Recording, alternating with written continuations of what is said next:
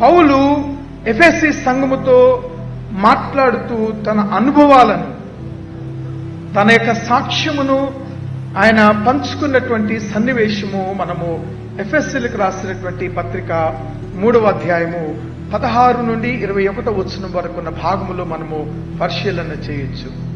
ఇక్కడ పౌలు ఏమని దేవుని కొరకు సాక్ష్యం చెప్తున్నాడు అనంటే, నేను రక్షింపబడిన వ్యక్తిని, నేను రక్షింపబడ్డాను కాబట్టి ఇలా నేను దేవునిని ఆరాధించగలుగుతున్నాను. నేను రక్షణ పొందుటకు యేసు ప్రభువు నా దగ్గరికి రావటము వలన మాత్రమే సాధ్యమైనది అని అంటారు.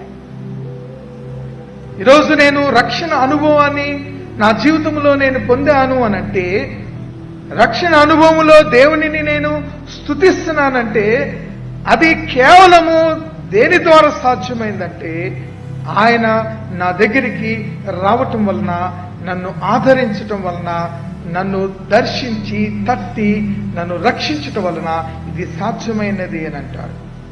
ప్రియమైనటువంటి దేవుని బిడ్డలారా, నా కోసము నేను ఏది చేయలేదు కానీ నా హృదయములోనికి యేసు ప్రభువారు వచ్చినటువంటి ఆత్మ నన్ను రక్షించగలిగినది అని సాక్ష్యం చెప్పాడు.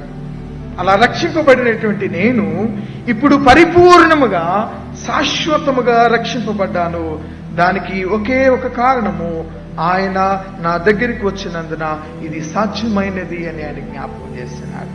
పౌలు వలె యేసు ప్రభువారు కూడా నీ దగ్గరికి, నా దగ్గరికి రావటం వలన పౌలుకు మాత్రమే కాదు కానీ మన జీవితంలో కూడా రక్షణ అనుభవాలను మనము పొందుకోవాల్సినటువంటి వారమై ఉన్నామని ప్రభు జ్ఞాపకం చేస్తుంటున్నాడు.